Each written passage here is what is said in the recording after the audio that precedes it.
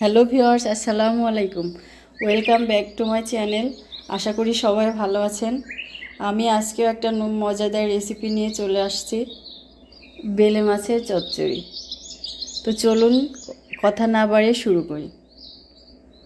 বেলে মাছের চচ্চড়ির জন্য আমি প্রথমে একটা পাত্র নিয়েছি এবং হাফ কাপের মতো পেঁয়াজ কুচি, আমি 10-12টার মতো কাঁচামরিচ নিয়েছি, দিয়ে দিয়েছি স্বাদ মতো লবণ, 1 চা চামচ জিরা গুঁড়া, 1 চা চামচ ধনিয়া গুঁড়া, 2 চা চামচ আদা রসুন পেস্ট, 1 টেবিল চামচ সরিষার তেল। এখানে আপনারা সাদা তেলও ব্যবহার করতে পারেন, আমি এখানে সরিষার তেল ব্যবহার করেছি।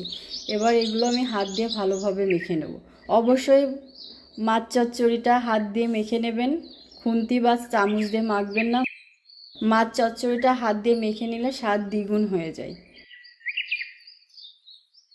বেলে মাছ এবং পেঁয়াজগুলো আমি ভালোভাবে মেখে নেব।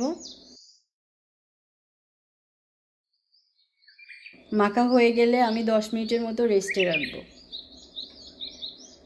এবার বেলে মাছগুলো উঠায় নেব, যেহেতু বেলে মাছ অনেক নরম হয়, এই কারণে আমি একসঙ্গে বেলে মাছটা দেব না,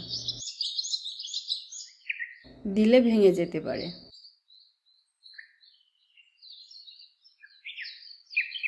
এবার আমি চুলোটা অন করে নিয়েছি, ওই মশলাগুলো ভালোভাবে এবার চুলোটা দিয়ে কষায় নেব। আমি এখানে মাঝারি সাইজের 2টা আলু নিয়েছি, আপনারা আপনাদের পছন্দ মতো নিতে পারেন। এবং আলু দেওয়ার পর মশলাগুলো আবার ভালোভাবে নেড়ে নেব। রান্না শেষ হওয়ার পরে আপনারা চেষ্টা করবেন তরকারিটা 5 মিনিট রেস্টে রাখার, এতে তরকারিটা অনেক টেস্ট লাগবে এবং তরকারি স্বাদ দ্বিগুণ বেড়ে যাবে।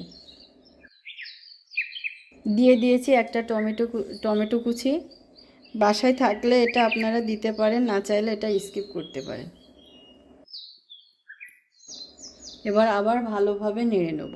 অবশ্যই আপনি আলুটা ভালোভাবে কষিয়ে নেবেন, কষানোর উপরে আপনার নির্ভর করবে তরকারির টেস্টটা।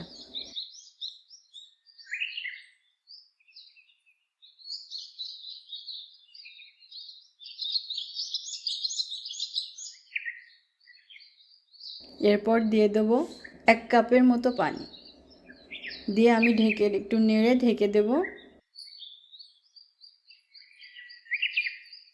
এভাবে ঢেকে রান্না করব 8 থেকে 10 মিনিট।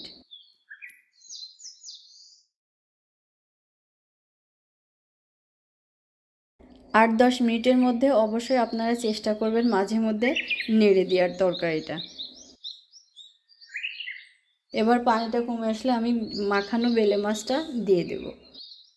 চেষ্টা করবেন বেলে মাছটা তরকারির উপরের দিকে দেওয়ার, এতে করে বেলে মাছটা ভাঙবে না, কারণ বেলে মাছটা অনেক নরম হয়। রান্না শেষ হওয়ার 2-1 মিনিট আগে দিয়ে দেব ধনেপাতা কুচি, দিয়ে আবারও ঢেকে দেব। তো ভিউয়ার্স, যে যেখান থেকে দেখছেন অবশ্যই লাইক করবেন, কমেন্ট করবেন, সাবস্ক্রাইব করবেন এবং ফলো দেবেন, কারণ আপনাদের লাইক কমেন্ট শেয়ার আমাকে অনেক বেশি উৎসাহ দেয়। তো ভালো থাকেন, টাটা।